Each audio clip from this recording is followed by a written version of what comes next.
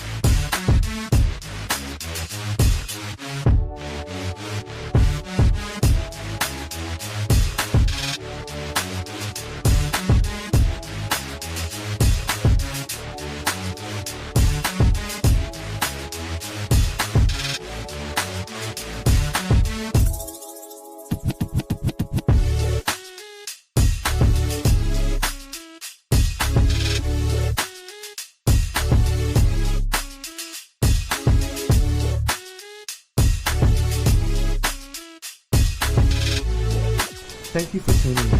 If this is your first time joining us, welcome. We hope your experience is fruitful.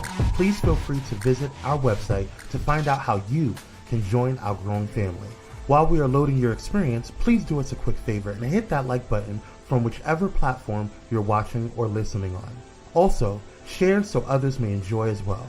And we hope you would consider hitting that subscribe or follow button so you can check out more of our amazing content. All right, let's start the show.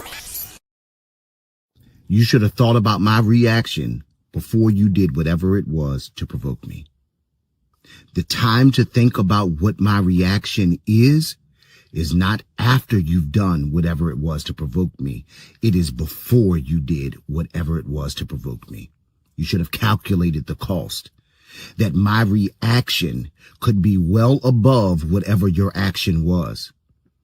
See, there are some people, some companies, some managers, some parents, some significant others, some family members that only consider your reaction to whatever they did. It is almost as though they will gaslight you into believing that they've done nothing wrong and your reaction is unwarranted. How I choose to react to whatever you did, that's my choice. It is my choice, and you should have thought about the width or the breadth of how far I would react or respond to what you would do before you even did it. That's not the time after you've done it to try to control or to try to manipulate or try to silence me or to try to stop me from responding to what you did without even considering me. You should have considered me before you did it, because my reaction is going to be above whatever your action was, because one, I want to make sure you never cross that line with me again. But not just me. I also want to make sure that you learn your lesson so that you don't cross the line with somebody else again either. Either way, just remember who you are.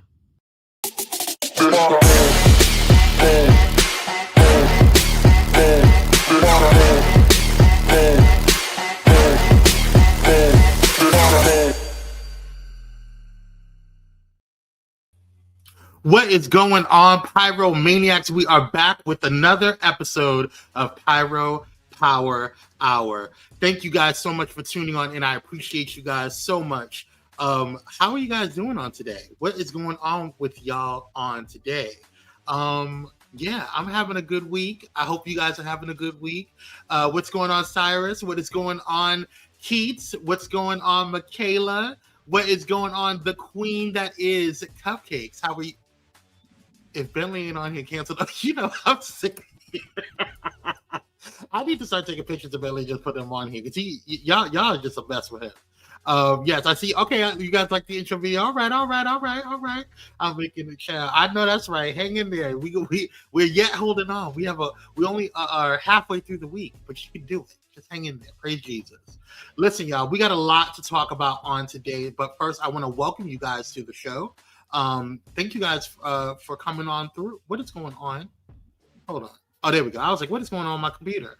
Thank you guys for coming on into the show. I want to welcome you guys. It is hump day. It is Wednesday, and we're in the fall season. I don't know if you guys are feeling the temperatures where you guys are at, but it's a little chill. It's been a little chilly. It's been a little chilly lately. But we're going to, keep it warm, keep it cute, and keep it moving. Today on the show, we got a lot to talk about. We got some things going on in Atlanta. We got some things going on over in DC. We got some things going on in Chicago. It's just a lot going on, but we're going to get on into it. Before we go and get into it, though, I want you guys to make sure that you guys are liking, sharing, and subscribing. I appreciate you guys for doing it. So, and if you haven't done so already, get to our gated community. That's right. Get to Patreon. Get to the hotspot. You can go to patreon.com/Pyro Media Network, and you'll be able to find it. Definitely check it out over there. It's a great place to go ahead and get some inside scoops on some things. Okay. We talk about some things and some things on some things. All right, y'all. Let's get into some breaking news starting off the show.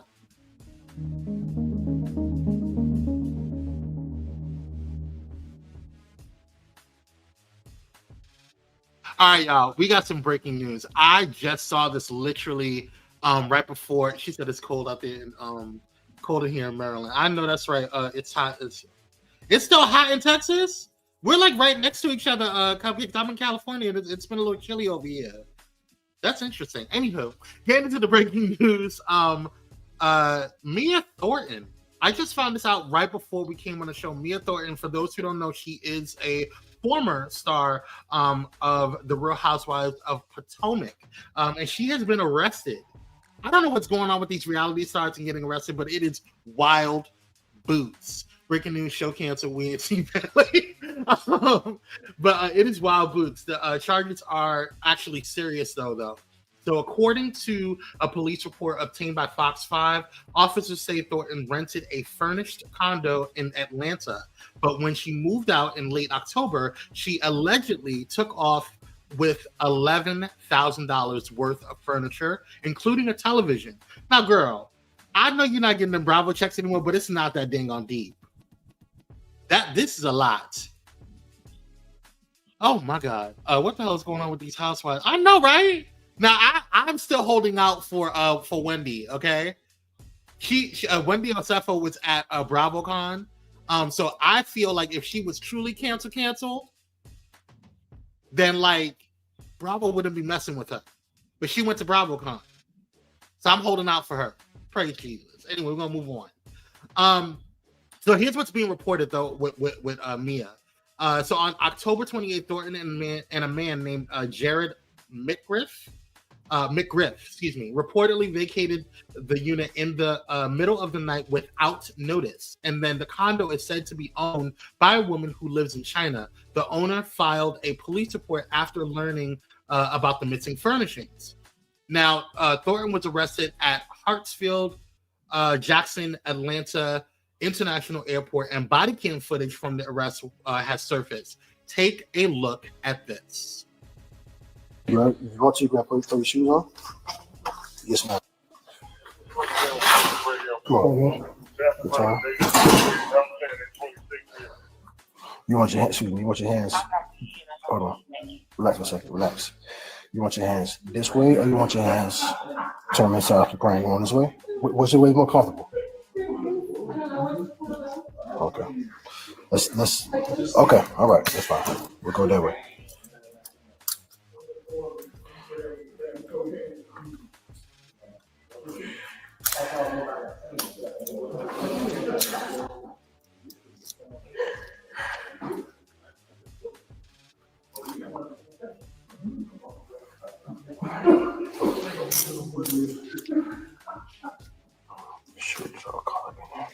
I'm gonna lock them so we don't move on you, okay?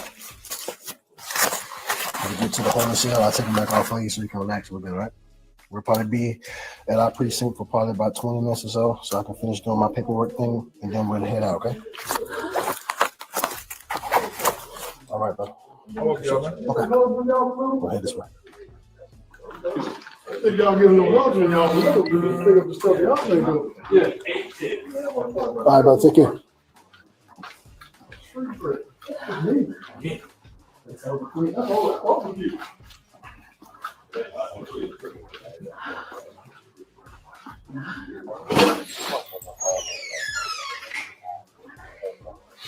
got it. Anybody get share information for it? Pardon me? No. I didn't go, I just had somebody else go out there and give him the paperwork. Is it possible to like call him? He has the storage key. Let's go down him, I mean, Where is he still in the airport? no, he probably left. Just, Okay. Yeah, where's Miss Call? yeah, I just want him to go put that furniture back. Like, this is enough is enough. Like, I have several emails. Whoever they tell him to trash. Sorry. All right, bro. All right, bro. All right.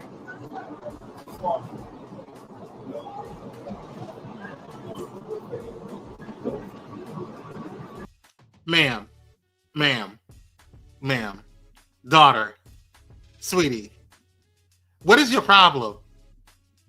What is your malfunction? I can hear her lies. You stupid. Company said, did she get kicked off a flight or something? I don't know, child. I don't know what's going on with these housewives. Does she have memories with memories like with the furniture light? Why would you take the person? I don't know. This is some JD Vance stuff. I don't know why people are taking people's furniture, or maybe she's just trying to keep up with Wendy and Karen. Now, Timothy, that is a word from on high, because you know Mia's always trying to be in the spotlight. All right, well, we're gonna keep up with you, Bia. I really don't care about you. I always knew from the jump that I didn't like you. Okay, I never really liked you anyway, and I really never trusted you, and I always thought that you would be a detriment to Bravo. Those are my words. Anywho, good luck, girl. Moving on. So, as you guys know, the Epstein Files Transparency Act was passed through the House. It was like 400 and something to 1. I'm sorry, I ain't ever tried to keep up with being a criminal. I know that's right. Why are y'all going to jail without me in my y'all are a mess. Stop. Cut it out.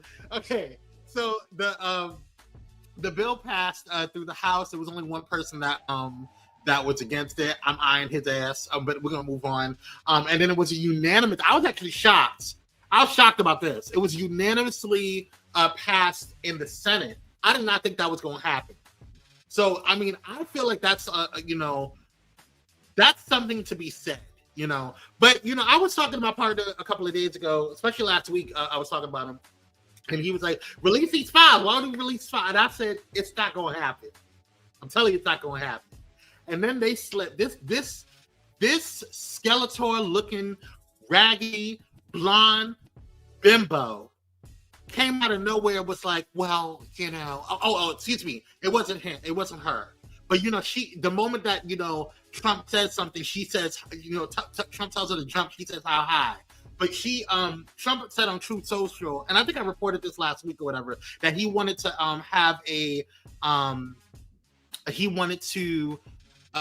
start an investigation on the Democrats or whatever. Girl, you just said when all this stuff popped up about the Epstein files that there was a nothing burger, that there was nothing going on. Okay. Keith said Epstein brother said allegedly they are scrubbing all the Republicans off the list. Of course they are. I'm telling you, they burned the files. They burned the files. That's just my personal opinion. Anywho, so yeah, this wench went ahead and I think that this is what's going to happen. It hasn't been reported yet, but it's on. And I don't even think we've been looking to find out, but the White House hasn't reported whether or not it's been sent to Trump's desk yet for signature. Okay, usually these things are quick, right? They go usually next day turnaround. So we're gonna see if he's gonna sign it tomorrow, and even if he does, now it's gonna be an open investigation.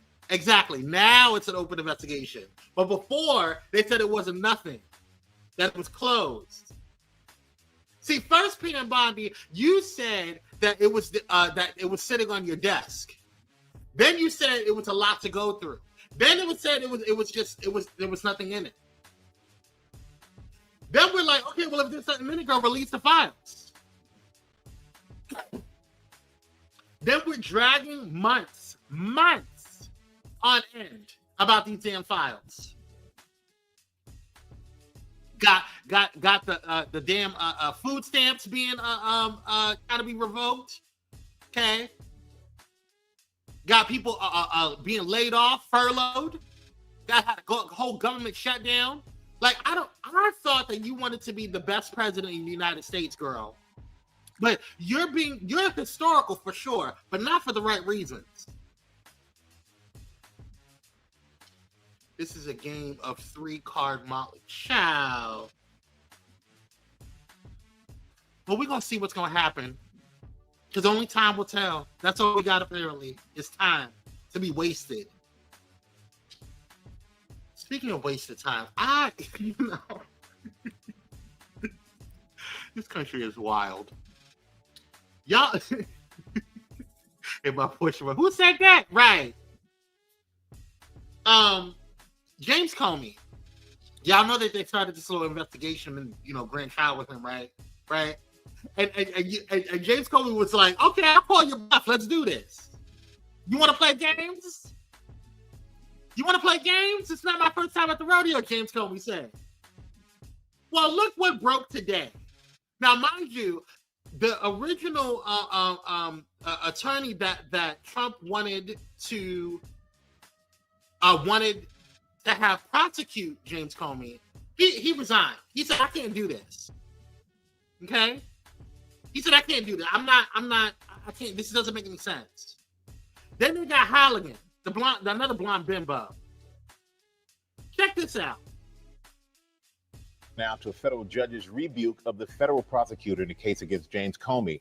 Chief Justice correspondent Pierre Thomas is here with the story. Good morning, Pierre. Michael, good morning. That federal magistrate judge offered a blistering assessment of the U.S. Attorney Halligan's performance before a grand jury in seeking those indictments against former FBI Director James Comey.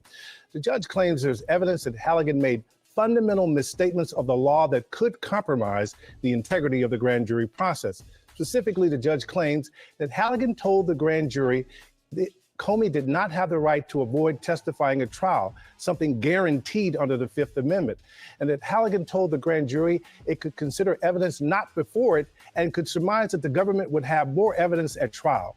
The judge also raised concerns about whether the specific indictment returned in open court was the same indictment before the grand jury that it deliberated on, raises serious questions about the government's misconduct in the case.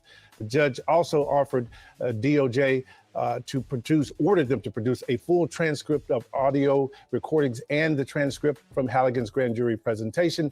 Halligan has come under intense scrutiny because she has no prosecutorial experience and was appointed after her predecessor was forced out by President Trump after he refused to seek indictments against Comey for allegedly lying to Congress. DOJ is refuting the allegations and is appealing the magistrate's ruling. Wow. In all your years, have you ever? This is different. We've never seen judges, this aggressive in challenging what the Justice Department has done before the court. If those questions pan out, this case is going to get thrown out. Yeah, we'll see. Potentially, there will be appeals. You never know how these things are going to work out, but Comey is seeking to have all the cases against him dropped. All right. Good to have you here in the studio. But Ketanji Brown, Michelle Obama, AOC, they're DEI hires, huh? Everybody else is DEI hires, but this girl has no prosecutorial experience, and she running this damn case. Okay. I agree, Timothy. I think that James Comey should get every last one of them, and then I would counter sue. Get your money, sir. Now I still side-eyeing your ass because of what you did to Hillary Clinton. We wouldn't be in this mess if it wasn't for you. So I'm not going to give you a pass, sir. But at this point in time, the enemy of my enemy It's not my friend, but it's. I'm just saying. Come on, right? Where's B613? If you know, you know. Let's move on now. We got a lot to talk about today. I am so excited today to talk to you. Like, there's just so much going on today. But let's get into what's popping. Okay, let's get into what's popping. We have. Oh, by the way, before I get into what's popping, we have a what do you call it? An interview today with the one and only Dr. Dante, who's going to be talking about his book, Faithful and Forgotten, which I'm super excited about. If you were on It's Just Kim last night, you got to see him talk to Pastor Kim about his about his book. And I got a chance to interview him yesterday as well. So I'm super excited to kind of get into that. But before we get into that, I'm going to get into what's happening with what's popping. Now, this was one of the craziest things. I thought you were about to say Dr. Holt.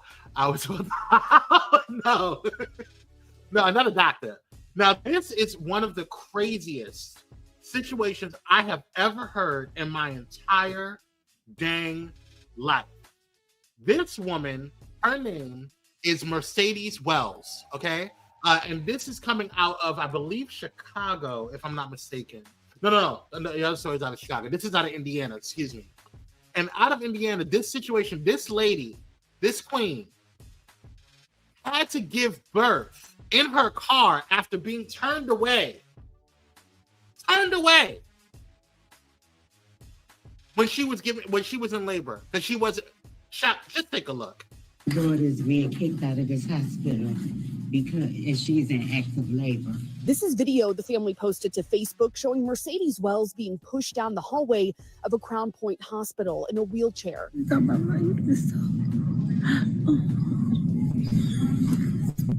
Her family says she was in active labor, but they say hospital staff told her because she was only dilated 3 centimeters, she would have to come back later. Her sister-in-law, Sharice Joy Thompson, says they were visiting family in Indiana, and the baby wasn't due for another couple of weeks. I feel like my family's rights have been violated. She says 8 minutes after being discharged from Franciscan Health in Crown Point, the baby was born in the car. She said, I gotta push. And so he was driving with one hand, ripped her pants off with the other hand, and looked down, and he said he could see the baby's head. And he was like, oh my God, here's the baby's head. He like grabbed a blanket, caught the baby, and then put the baby on my sister-in-law's chest, Mercedes' chest, and the umbilical, everything was still attached, and they kept on driving. She says they're grateful for the staff at Community Hospital, where the family is now. 911 was able to call the hospital and give them notice that they were coming. And so there were 15 doctors and nurses outside waiting for them to arrive. She called her brother a hero. Daughter's being kicked out of this hospital because she's in active labor. This is video the family posted. Sorry, y'all. So I just find it like really disgusting at this point. And they wonder why we have these issues and disparities when it comes to Black women. Specifically, we already have a high infant mortality rate when it comes to Black children, right? Because of Black women, having such high risk pregnancies at this point, right? And there's always this health disparity when it comes to Black women and them feeling like doctors and the way that they're treated because they're quote unquote tougher, or that they can handle, or they don't believe, and a lot of women don't advocate for themselves, so they don't believe what they're saying when they're saying that they're having, they're in pain, But if a white woman or comes in and says, "Oh, I busted my toe," oh, we're breaking out the ER, we're calling in Gray, Meredith Grey from Grey's Anatomy, we're doing everything. It's ridiculous. I would be owning a hospital. She better make sure that she gets half. Her name should be on the damn hospital. She better get residuals for the rest of her life. I'd be damned. All right. let's talk about, I don't know what's going on with these reality people, but listen up. This is Dr. Heavenly, for those who don't know. She is on, she's not a Real Housewife, but she is a star, or was a star rather. She's not on the upcoming season. She's a friend of the show now, on Married to Medicine. Okay. She is not on the season because apparently she is running for Georgia congressional seat for Georgia. Now, for those who don't know, BravoCon has been, it was in the past couple of, the lawsuit is already filed from what I was told by some people, and simply, the hospitals won't be in a lot of shout. I'll get confirmation on that, Michaela, but like that's ridiculous, and I wouldn't be surprised if you're completely accurate. Wouldn't be surprised because they don't give a damn about us. Anywho, back to this one. Dr. Heavenly said some things while at BravoCon, while she was live. Sometimes, I really tried with Dr. Heavenly, but she don't know how to shut up. And I'm going to explain why. Take a listen. Why won't you say that? I grew up on government assistance, right? Those are the things Went that to the you inner say. city schools. Those are the things. I don't think that's congressional, so I don't say it. But it's not about. Hold on, I'm so sorry. Go ahead. I'm so sorry. Okay, and I'm going to open up the floor to somebody else. But And I'm not proud of how. Baby, no. Let me tell you something. It's not about being congressional. That's where you're going wrong. It's about being human. It's about being having that relatability. You live the life that a lot of our people today are living. People are trying to figure out how they're going to eat. So the SNAP benefits are gone. We're 2 weeks ahead of Thanksgiving, and somebody right now don't know what they're gonna put on their table. You can talk and speak to that. You came up on government assistance. Why is that embarrassing? No, that's not embarrassing. That is not embarrassing. She provided. She did what she had to do, and there's so many other people out here. They're trying to they're making ends meet. So they might got to go to the food pantries. They might have to go and have food stamps. Right now, they can't even get food stamps. You understand what I'm saying? Yeah. So let me tell you something. The beauty and the most power you have, if you never hear me say anything, friend, the most power that you have is being who you are and telling who you are and telling your story. If you unlock that, I don't think there'll be a candidate stronger than you. And that's it. He wants you to get up on the stage quiet and talk about my past and sit up there and then cry. But here's the thing. That's not. Okay, but how about we do this? How about you get used to talking about your past, that in your upbringing. So when you do, and you're on stages and large platforms, now you can talk about it without crying, but it's still heartfelt. Why don't we get used to doing that? Why don't we normalize that with you? Stop hiding. Two people that I know that hide, and y'all both my friends, but you and that damn jacket, y'all do not want to cry. Y'all do not. Everything is not beautiful. Everything is not pretty. We grew up in a different time from you, Quad. We did, and we were taught to be strong, and that wasn't something that we did was cry. My mama would say, "Don't cry. I give you something to cry about. Don't you cry." Well, sweetheart, here's the thing. There are a lot of things out here, a lot of ways. Our parents, they try to do the very best that they can with what they got and with what they know. But what we do as we grow and matriculate and become adults, we can set the tone in the pathway for our lives. You can cry. It's okay. I never thought I would look at Quad and be like, oh my God, the voice of reason, right? But Quad, girl, I hear you, girl. I'm here. I hear you. I hear you, sis. My issue with the whole situation is you are trying to get into a space. My mama said that too, but I cried anyway. I know that's right, because you know why, Cupcake? Because you're freaking authentic. Okay? You want us to vote for you. Now, granted, she's not running for any type. I'm in California. This is Georgia. She's trying to run for a congressional seat in Atlanta. Okay? Woo-woo. But one of the things that, I think that is important when you're picking a representative for a district that you live in, you're picking a representative. So you need to that person needs to represent the authenticity of that district. And if you're not willing to be authentic for yourself and show your emotions for yourself, how are you going to be empathetic? How are you going to be sympathetic to the needs of your constituents? That's number one. Girl, you done lost the selection already. Okay? Because what you said sounded real Republican. Why do you care if you know how many people have grew up and received benefits from the government? Why does that matter? Should that not be a way for you to be like, hey, I came up from the system, I came up and was able to have a victory story, a testimony. But no, you're in the space now where you can go ahead and close the door behind you and not have anybody look at you or not help anybody else out. Huh? Now you can look down on people. Because that's what that gave me. Good luck, girl. Tiffany said she's a mean girl, a black woman Trump. Child, listen. I don't understand it. Like, what are you doing? What is your problem? What are you going through? Why is it necessary? Oh, some of y'all could be some assholes sometimes. My God, on today. Speaking of assholes, what the hell was this about? What's going on in Chicago? What's going on in Chicago?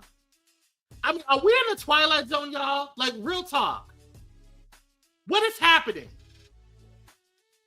So we have a 33-year-old mother, and forgive me if I'm mispronouncing your name, Queen, but Karshonda Hatter. Okay, I have asked Karshonda Hatter, and her two children were violently attacked by a group of students, all caught on Facebook Live. The disturbing incident was all caught on Facebook Live and has since sparked community outrage. So according to ABC7, the 33-year-old mother, her 9-year-old son, and her daughter were walking home from Chicago's Orville Elementary School when they were approached by a group of kids who had allegedly been bullying the son for months. Now, the video shows the children heckling the family, pushing and shoving them until eventually one of the children swings on the mother. Now, the other children then joined in and started stomping and punching the mother and son, leaving both helpless and unable to save the other. Child, I saw the full video and I was disgusted. Okay. Dozens of people came out. Disgusted. Take a look. Dozens of people came out to support a Southside mom and her son after a video of them being attacked went viral. That's crazy. Kids is fighting adults. Where's the parents at? Why are they being accountable for it? Video shared tens of thousands of times on Facebook shows the attack. You can see the woman being punched and eventually falling to the ground, where the assault turns even more violent. We've frozen the video here because it's too graphic after this point. We also blurred the faces of the people involved because they're minors and no charges have been filed. The woman's family was among those at Bright Elementary School. They allege the woman's son has been bullied for 2 years. And yesterday, as the woman walked her kids home from school, the teens turned on the mom. It's an outrage, and I just feel like we got to do better as parents, maybe a community, maybe as a school, and this could have been prevented if the school would have helped out more, the principal would have stepped up. Justice still needs to be done. Something needs to be done to the kids that jumped on them. Some type of justice. Chicago police confirm a woman and boy were seriously injured by a group of offenders yesterday afternoon and taken to Trinity Hospital for treatment. Some parents at the school didn't want to be on camera, but affirm a group of young people have been bullying the boy and others. That's disgusting. I don't got no words for it. My heart is hurting for her. In a statement, a CPS spokesperson says, in part, we are horrified by the attack on this family, and we are working collaboratively with city departments and agencies to provide support to the victims of this attack. That is the latest from the South Side. Leah Hope, ABC 7 Eyewitness News. When I tell you, when I saw this video, Michaela, I was disgusted. Disgusted. I don't think she has lupus. I think she has a sickle cell, if I'm not mistaken. At least that's what the reporting I got from it. Regardless, I don't think the mother should have been touched. Period. Okay? I have never. My mother would have found me and put me under if I touched an adult like that. My mother would have smacked the crap out of me if I would have cussed at an adult like that. Let alone try to jump an adult, jump somebody else's mother. What is wrong with you? And then everybody want to sit there and have conversations. I'm looking in the comments. I'm looking at all of these where these things are posted, and the people are having conversations about like, oh, well, it's people are watching Zeus Network, people are doing this, people are doing that, all this stuff or whatever. Child, it's hold on.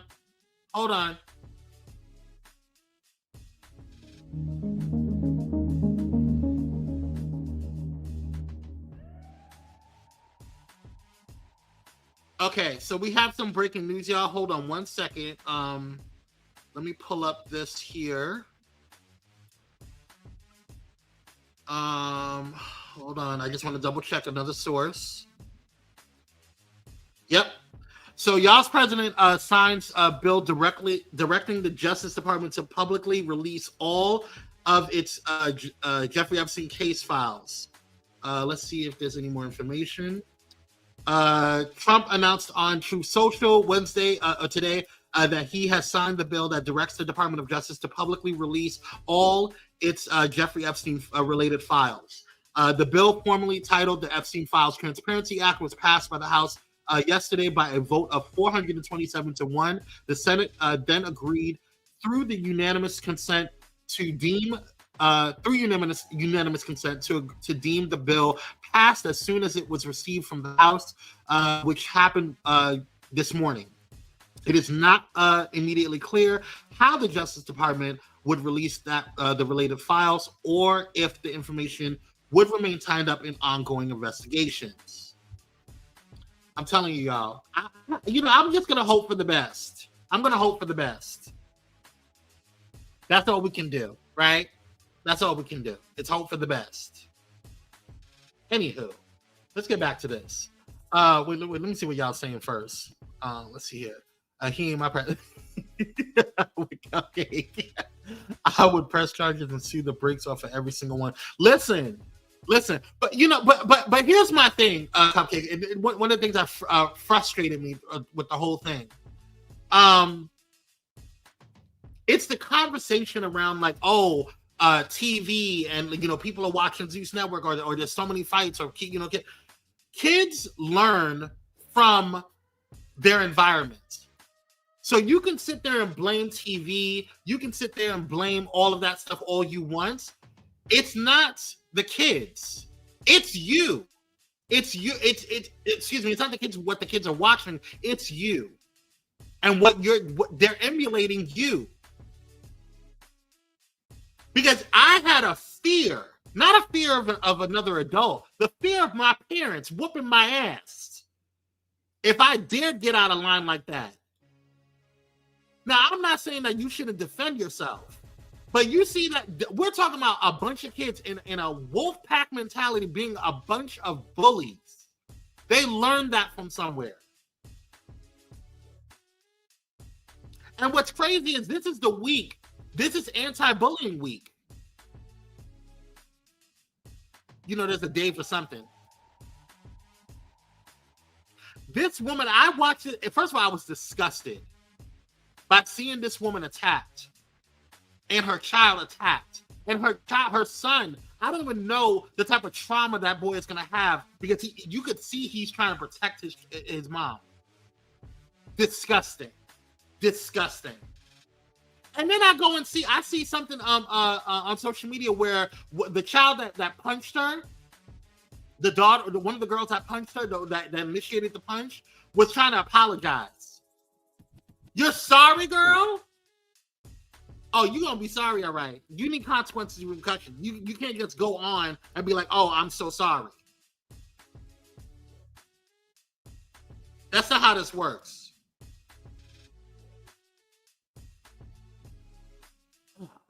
Anywho, did something free? Can you guys hear me, or is it just Michaela? Let me know if you guys can hear me.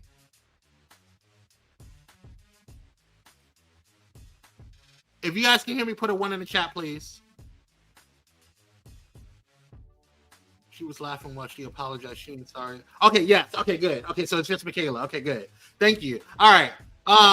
So yeah, so let I just no, we hear you fine, yeah. Thank you. I appreciate y'all. Thank you. All right. too.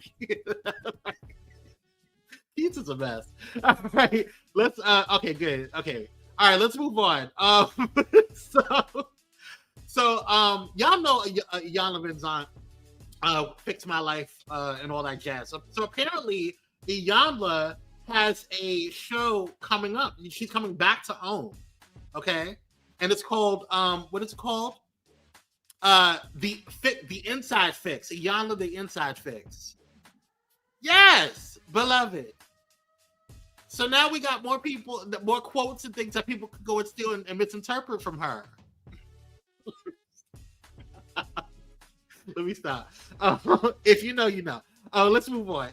But yeah, I'm actually glad to see her coming back. I didn't think that her hiatus was going to last long because I just think that she was doing so much, out after she left. She just wanted to be back, and I'm just glad that she's coming back. I like Iyanla. I do. That's me personally. But we'll see how it goes, and we'll see how she navigates.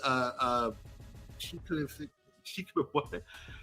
fix Tamar. I don't want it. Listen. Tamar needs a different type of fixing, and I think it's above her pay grade. Not on my watch. Anywho, I have a question for the people, y'all. Let's get into it. Is Nikki in the sunken place? And if you don't know what Nikki I'm talking about, I'm talking about this Nicki Minaj. Now, I was already pissed off with her raggedy ass when she started going after Megan Thee Stallion and her barbs got crazy and she wouldn't check her barbs. I already was really annoyed with that, with the whole situation with her with Megan's mom. Okay, but girl, now I don't understand what is happening, Onika. Okay, I don't know why Christian Renato's raggedy gay ass was over in the White House either. Okay, nobody's surprised that Elandria, was over at the White House. I know he was gonna cowtail back. This is what he posted on Twitter today. I would like to thank President Trump for all he has done for America and the world. Girl, you were just talking about his ass last week or a couple of months ago, saying that he was in the Epstein files. But it's not about them.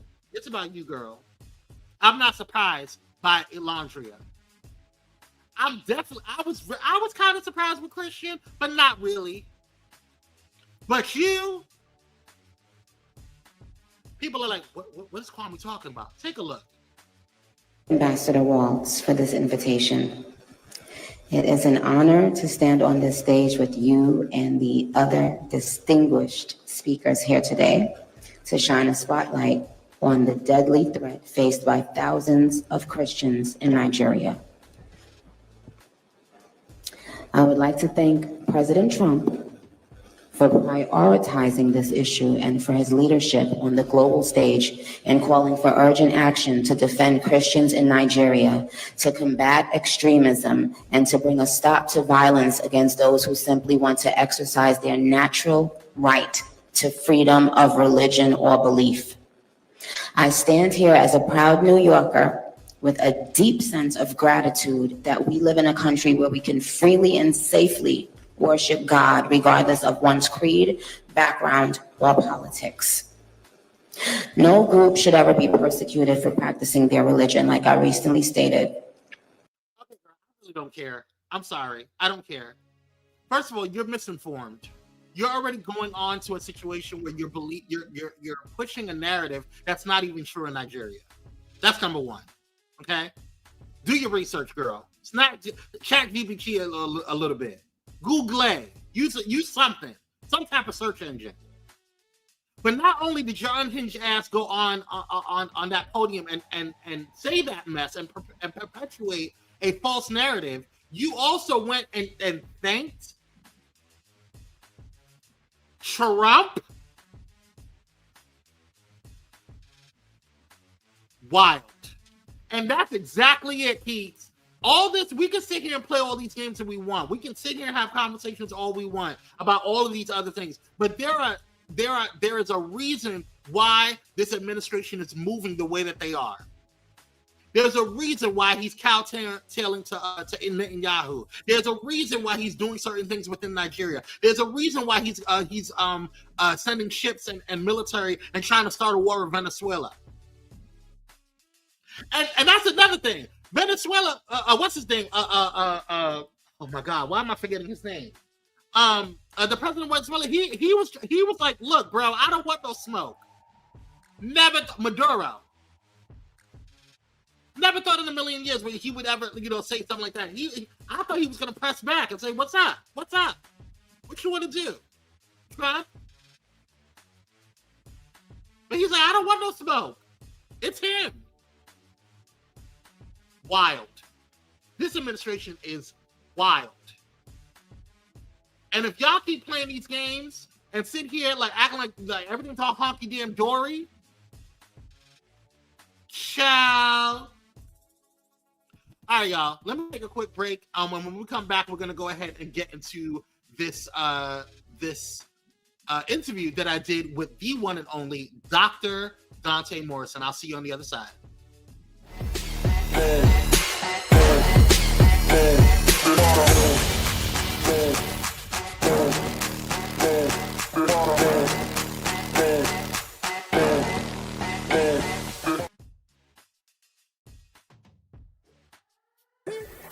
Hey, it's Pastor Kim from It's Just Kim Live Show, and you're watching Pyro Media Network.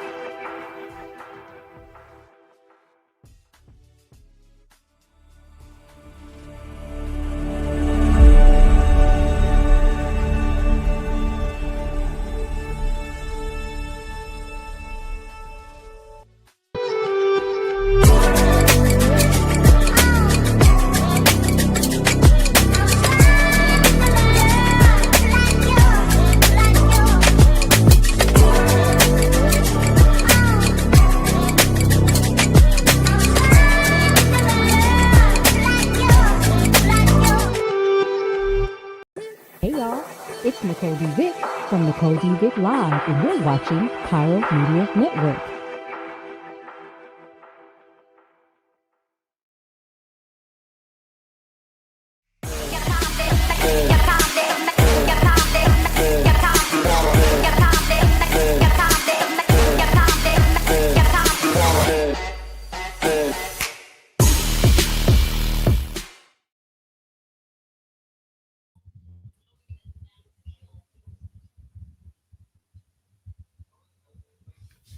What is going on, Pyromaniacs? We are here. But you know what it's all about. I am here with the amazing, the handsome, my brother from another mother, the one, the only, Dr. Dante. What is up, King? What's up? How are you? How are you? I'm good. I am good. I'm so excited to talk about this book. This book right here, Faithful and Forgotten. For those who are not even aware of this amazing book, I have teared up when I saw it. Now you wrote another book that was full of smut. Smut. I have two smut books. Yeah, two smut books. But this is not smut. This is life changing. Tell us a little bit about, first of all, why you wanted to write this book, and what it's about for those who don't know. I love it. Thank you. I wrote this book. Actually, this book is my dissertation that I repurposed for. Hey, y'all. I don't know what's going on. Give me a second, and I will try to reset. There's some issues going on with the computer, so I apologize for it. Let me know if you guys can see on my end, but I think my computer is crashing. Can you guys hear me? Plug the adapter in. Hold on 1 second, y'all. Y'all are so silly. Hold on 1 second.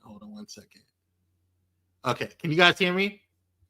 Okay, let's try it now. Reader form, for lack of a better word. So I went through master's and doctorate programs, really trying to focus on ways to incorporate the voice of Black gay men who've been marginalized by faith-based ideologies. And in doing that, I interviewed a lot of individuals to get their take on their experience of growing up in the Black church specifically and being openly gay in a traditional church system. Of course, we have progressive and affirming ministries, but we have the traditional Black church, which for some people is steeped in homophobia. And I'm not saying all, but there are quite a few who really are homophobic, but they welcome the gifts and talents of the homosexual when it comes to doing all kind of things within their church that can either generate attendance, that can generate popularity, that can elevate the anointing, for lack of a better way to put it. So I penned this work, my dissertation, and then this book to really share their voices and talk about how phobia mentally, physically, spiritually, emotionally affects those who are victimized by homophobic rhetoric that comes from the pulpit. Yeah, and so I know there's a lot of conversation around specifically the Black church within the past year or so. There's always been a kind of a definite conversation when it comes to homosexuals within the Black church, right? There's always been a point of contention there, but that doesn't stop Christians like ourselves from going to church, right, and serving. And so I guess my question would be like, how does this book help those who are like myself, like yourself, navigate those different things? What I have witnessed so far is that there is a shift occurring within the Black church, and that once loud voice, that loud anti-gay, homophobic voice is kind of being silenced by people who are not even gay. They're tired of it. They're fatigued. They're weary. It's like we have a lot of things going on in the Black community. We have a lot of issues. We have a lot of social justice situations, systemic oppressions that are those are the paramount issues we have to deal with right now.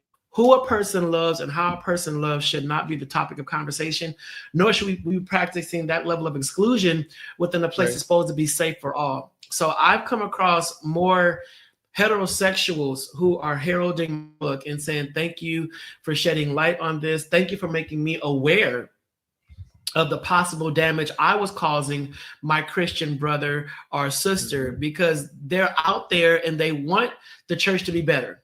They want the church to grow, and they believe in God's love is for everyone. And these are heterosexual individuals, but they don't know how to process it because they haven't had a scholarly work that really unpacked it in the way that my book does. So when it comes to that of it, that side of it, that's where I'm most proud, because I'm helping to change the mindsets and further raise awareness about a subject that has damaged so many lives. On the flip side, I am giving voice to those who still remain in these spaces silent. They're there. And I know that people will always say, well, just leave. Why would I leave a place, one, that I grew up in, two, where I get to see my grandma, my cousins, my aunties every week. We get to leave there and go to Big Mama house for dinner after church. I mean, church is more than just going to worship and praise God. It's community. Yeah. So you're telling me to leave my community, to leave the base of what I know, the base of my family. My grandfather built this church. Why do I have to leave because I'm gay? And I think by having those conversations in my writing and having those interviews and sharing those talks, people are saying, yeah, this is bigger than just saying, get out, gay person, get out, lesbian woman. This is a lot larger than that. So that is what I'm seeing on the healthy side of it. I'm excited. But then on the flip side, I still have those that's like, well, I don't care what you write, what you say, you're still going to hell. I'm not here to change anybody's mindset. Like that. I'm not here to argue. I'm not here to debate. I am a full earned doctor. Earned. I have a doctorate. I have a PhD from Pepperdine. I went to school. I've studied. I've researched. So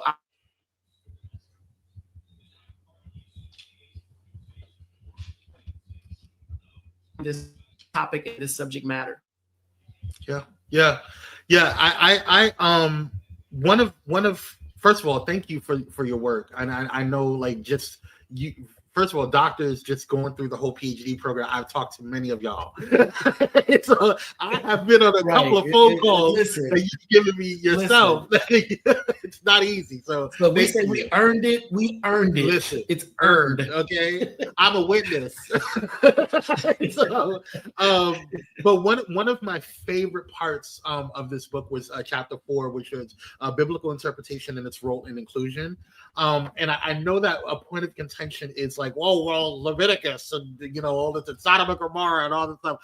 What would you tell someone who is navigating that conflict, which for those who are, Black, gay, and Christian, who we already know that how to reconcile and deconstruct that situation, but for those who are actively trying to seek closer connection with God, who are actively trying to navigate through that space, what do you tell them?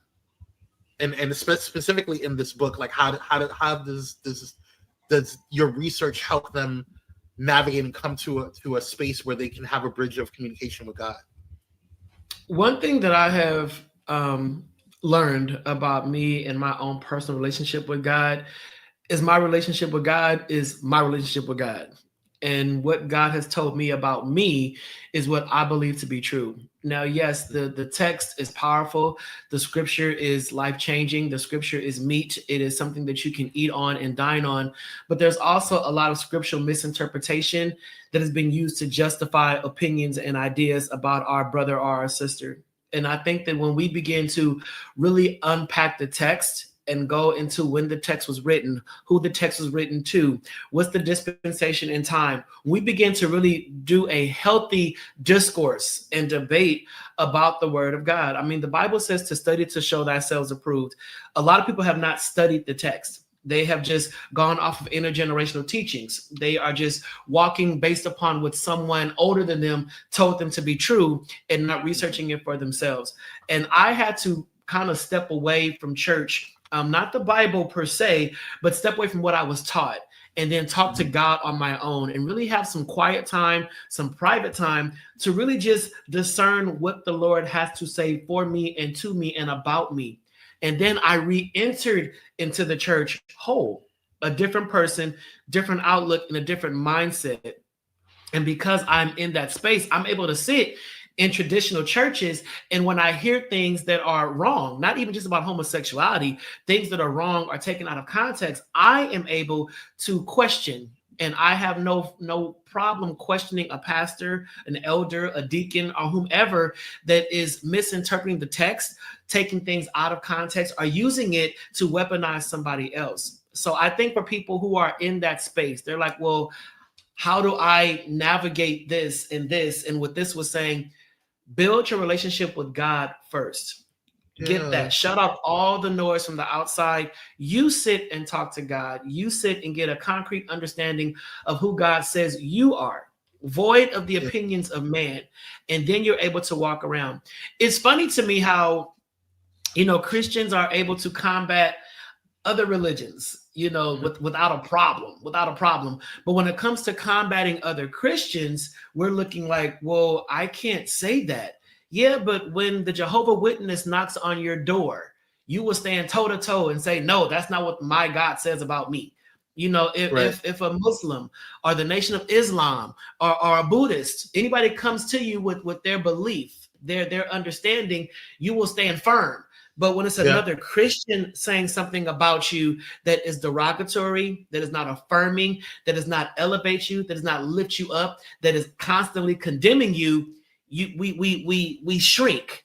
We shrink. At what point do we stand up to what God says about us and who God says that we are and who God called us to be and go toe to toe with that Christian who may be misinformed, who may have misunderstood everything that the word said about their brother or their sister? When do we start doing that? One to another, holding each other accountable.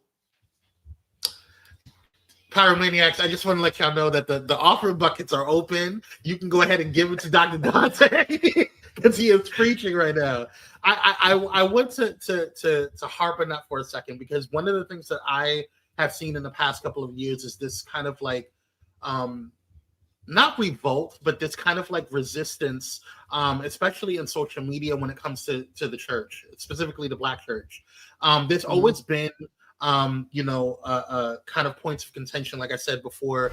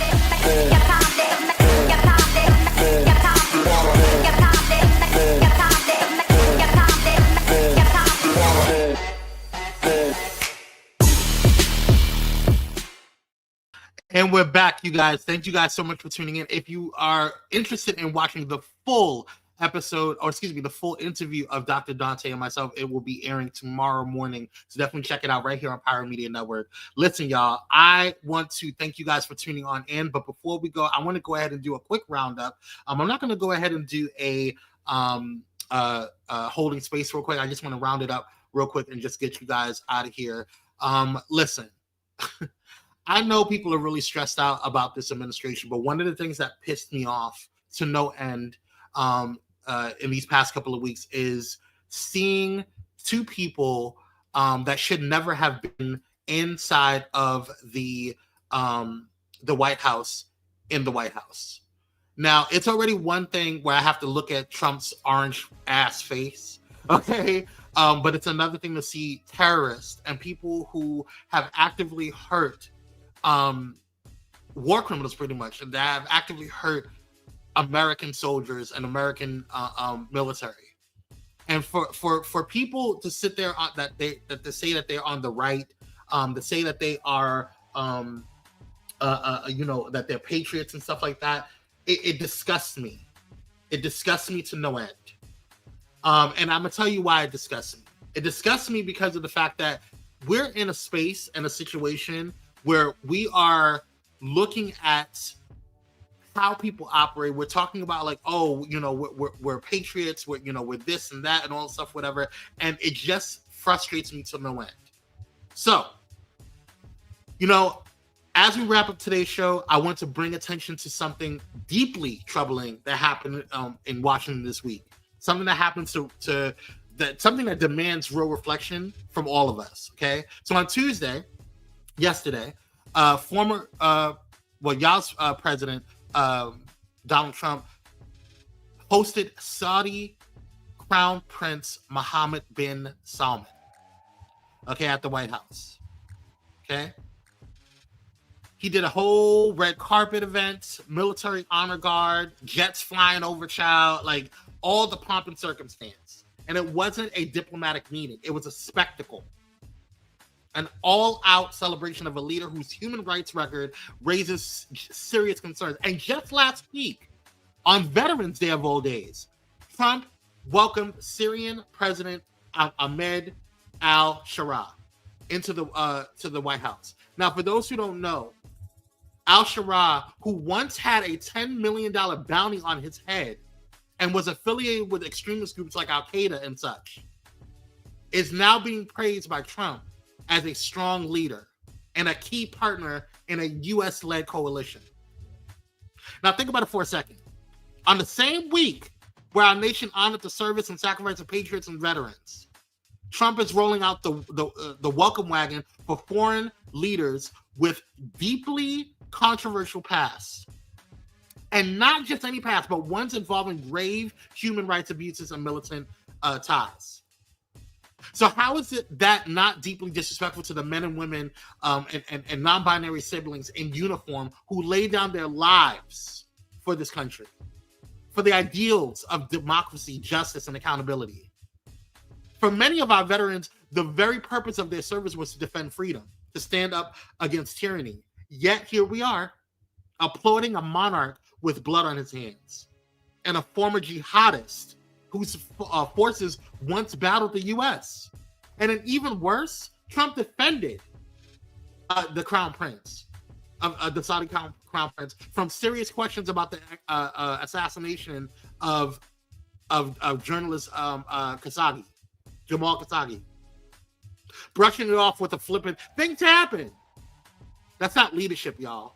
That's complicity. Now, let me be clear.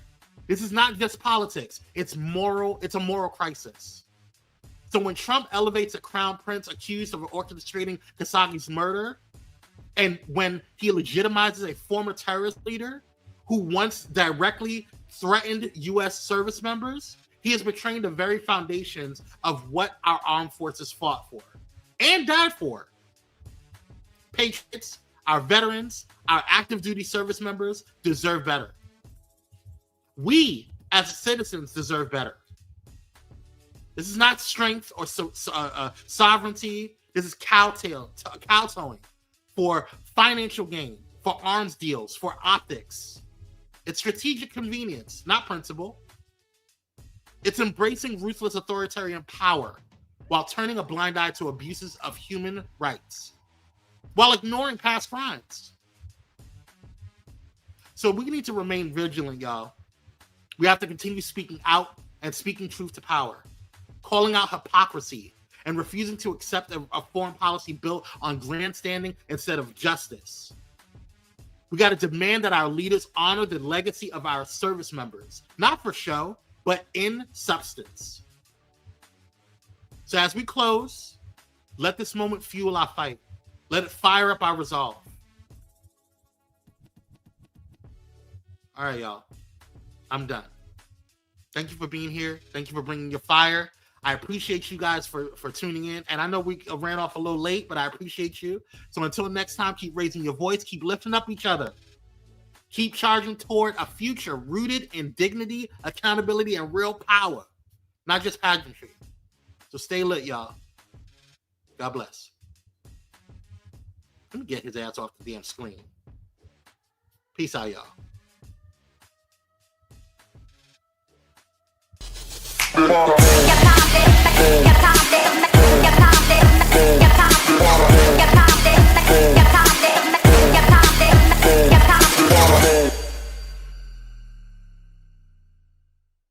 Thank you for watching Pyro Media Network. For more information, please visit pyromedianetwork.com.